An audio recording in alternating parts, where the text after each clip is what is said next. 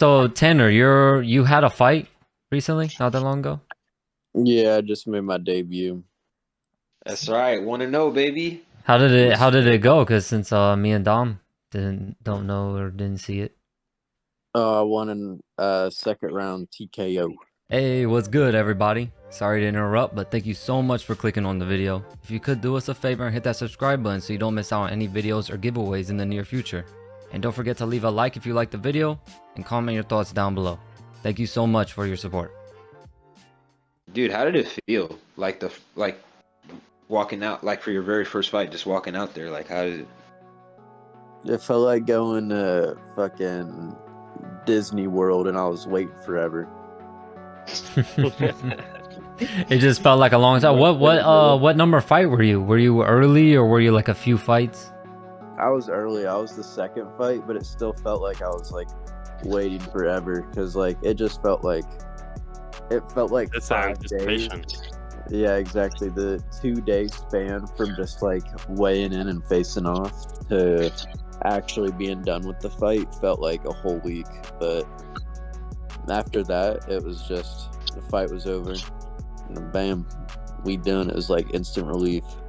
Were you super nervous or and then if you were, when did the nerves go away? Was it when you were walking out? Was it when you got in there? I took the fight short notice, so I was nervous like the first week I took it, and then just hanging out with my coaches, and I was like, I let them know I was nervous, and then Taylor specifically asked me what I was nervous about, and then we went in the garage, worked on it, like came up with a game plan for that, like that exact scenario and how I could work around it. Antonio really put things into perspective for me as well. Like the guy I was fighting, like he's nowhere close on the level with the people I train with every day. So that gave me like a real confidence boost. And when it came to fight day and face off, like I wasn't really nervous at all. It just like when I say it felt like Disney, it felt like I was going to Disney World and I was waiting in the longest fucking ride for, or the longest fucking line for like a 6 minute ride. It's good to be nervous though, you know, like Teddy Atlas always says it's good to have those nerves because then you know you're human and you stay alert. Your nerves is what keeps you alert because you know there's danger around. If you're too calm, too cool, you might get, you know, a little lazy and you might get caught. So being nervous is actually a little good.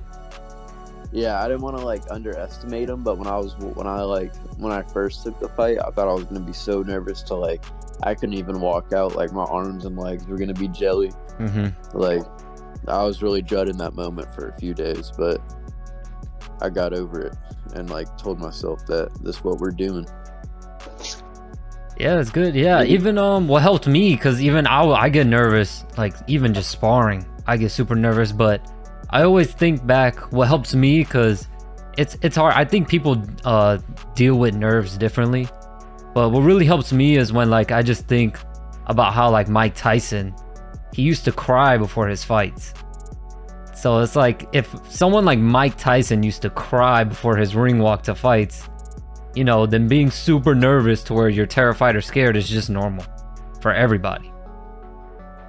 Yeah, It's just something you got to deal with as a fighter.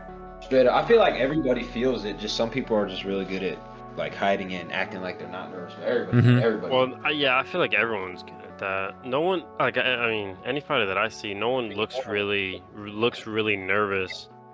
But like for me, I'm nervous.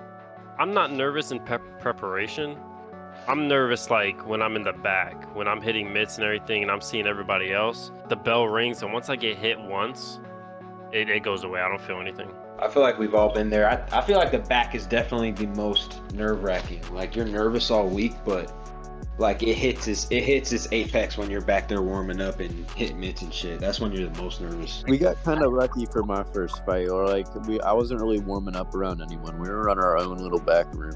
Oh yeah, Taylor. We have these nice mats. Taylor brought them from the garage. We loaded them up in the car, and we didn't even warm up in the locker room. We went off somewhere else and laid out a mat, and we just warmed up by ourselves in a corner somewhere, or in a different room.